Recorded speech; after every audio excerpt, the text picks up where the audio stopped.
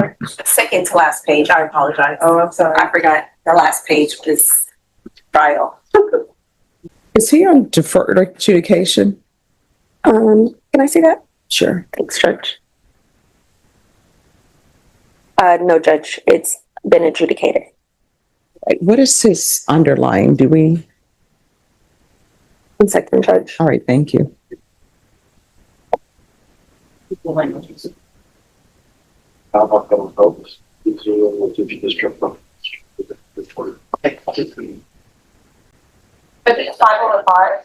thank you.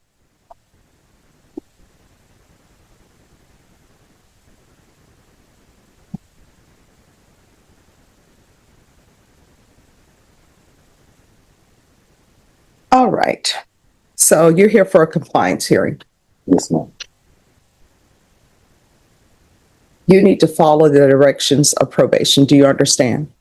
There are rules in place. You say absolutely, but you would not be here if you were not doing that. They want to know where you're living. I live with my grandpa. No, you do not. According to this, they talked to you and asked you where you resided, and then you told them you live there, but then you changed it and said you live with various girls and you didn't want to provide an address. So this is what I'm going to tell you, and I want you to understand me clearly. I want you to hear what I'm saying, and I want you to internalize what I'm saying. All right? Yes, ma'am. You're looking at potentially 5 years in the prison if a motion to revoke is filed against you. Do you understand? Yes, ma'am. When you are on probation, people say you're on paper. It's a contract. And it's a contract that you follow the rules that have been set for you to follow. You understand? Your life is not your own. When the probation officer is asking where you're residing, you don't get to tell them, I'm not giving you the address. Do you understand? And all this nonsense about I'm living with various girls, you should be working this plan so you can complete probation. Do you understand? Now, if you would like a motion to revoke to be filed and we just be done with this and you go to prison, you let me know, we'll accommodate you. No, Then you need to start behaving as though you don't want that to happen. How old are you? All right, so you've passed your teenage years by a long shot. You understand? So if you want to go to prison, and I've told people this before, there is always accommodation at the prison. I don't care if the prison is designed to only hold 1,000 people or 1,000 inmates. And if they hold more than 1,000, it's a violation of civil rights and whatever. Guess what? They still gonna find a place for you at the prison. And they'll just have 1,001 people at the prison. So you had better start acting as though you do not want to have a motion to revoke be filed or go to prison, because that's a potential consequence for for your actions. And they're going to come out and visit you at your grandfather's house, and you had better be staying there. And this whole nonsense about I'm living with various girls, that's just a bunch of nonsense. Before we even get into the details of this hearing, pause for a second, because what you're about to hear is a textbook example of how probation is not freedom, it's conditional liberty. The defendant standing before this judge is already on the edge, and every word he says from this point forward matters. Judges don't issue warnings like this casually. When you hear phrases like motion to revoke and 5 years in prison, that's not courtroom drama. That's a real, immediate consequence hanging over someone's head. This case revolves around something many people underestimate: compliance. Where you live, who knows your location, and whether you follow direct instructions from probation officers. What sounds minor on the surface, refusing to give an address, is actually treated as a serious violation because probation is a contract. Break that contract, and the judge can send you straight to prison without a new trial. As you listen, pay attention to the judge's tone. This isn't anger, it's finality. The court is making it crystal clear: keep playing games, and the system will stop being patient. So here's the question for you watching. If you were on probation, would you take this risk? Or is this already too far gone? Let's get into it. You understand? Well, Is there anything else that needs to be addressed? No, Judge. All right, so this is the last compliance hearing we're having about you not providing an address to them. You better provide it, and that better be done today.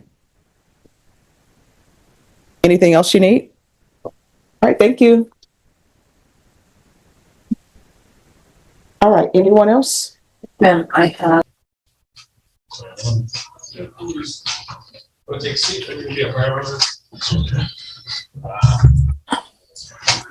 Morning. Morning. How you doing, sir? I'm well. Yourself? Not good, man. I hear you. What's your name, please? Anthony Johnson. Thank you, Mr. Johnson.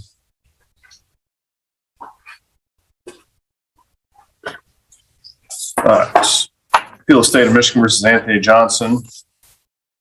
Case number 21F0871. All right. Morning, Ms. Cleveland. Good morning, Assistant Public Defender Melissa Kleeman on behalf of Mr. Johnson, and we have had the chance to go over the complaints in this matter. He stands mute and waives the formal reading of the charges. Thank you. Mr. Johnson, you understand these three charges against you and the possible maximum penalties if you're convicted of those three counts or any of those three counts? Excuse me, sir. I'm just verifying that you understand that there's three felony counts against you and you understand the maximum penalties should you be convicted of any or all. Felony accounts? Yep. Do you want me to read the charging document to you? Please, sir. Certainly. The allegation is on August 6th, 2021, City of Ypsilanti County, Washington State of Michigan at 119 College Place. You did bring an assault upon Jasmine Neal with a dangerous weapon identified as a short barrel rifle. That is a felony carrying a maximum penalty if convicted of up to 4 years in prison, a $2,000 fine, or both. Do you understand that? Yes, sir. Count two, you did possess and or use a firearm when ineligible to do so because you've been convicted of a felony prior to this, making you ineligible for possession of a firearm. That is a felony carrying a maximum penalty if convicted of up to 5 years in prison, a $5,000 fine, or both. Do you understand that? Yes, sir. And count three, you did possess ammunition when ineligible to do so due to a prior felony conviction. Again, a felony carrying a maximum penalty if convicted of up to 5 years in prison, a $5,000 fine, or both. Do you understand that? Yes, sir. Court needs to advise. This hearing brings two powerful courtroom lessons into sharp focus. First, in the probation case, the judge made it unmistakably clear that non-compliance is not negotiable. Probation requires transparency, stability, and accountability, and refusing to provide an address isn't just defiance, it's grounds for incarceration. The judge laid out the consequences plainly. Continued violations could lead to a motion to revoke and a potential 5-year prison sentence. That wasn't a threat, it was a legal reality explained in real time. Second, as the court transitioned to the felony arraignment involving firearm and ammunition charges, we saw the system shift from supervision to prosecution. 3 felony counts, multiple years of potential prison exposure, and a judge stepping in to protect the defendant from self-incrimination, all reminders that every stage of the legal process carries serious weight.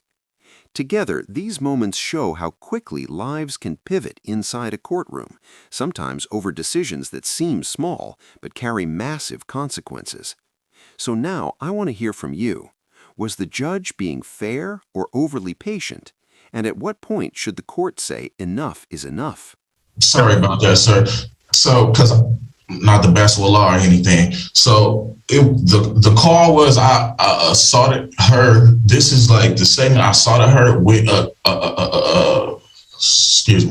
with an assault rifle, short barrel assault rifle. That's count one. Yep. Count 2 and 3 are possession of that rifle and the ammunition associated with that rifle. Because I was told when I was stopped, it was only domestic. Okay, hang on. I don't want you to say anything about the case right now. I don't want you to say anything that might incriminate you. Okay. Okay, man. Yes, man. Is there any way I can go to a breakout with you for a second? We can do that. We can. Yes. Thank you. Up to you, Ms. Kleeman. Do you want to break out? That's fine. Okay. Is this breakout? Hang on a second. Not yet. 1 second. Let the corrections officers know you need a breakout room, okay? I don't know how to do it. Get the corrections officer, they'll do it. Okay. Excuse me. I need one of y'all to take me to the breakout room. To a breakout room.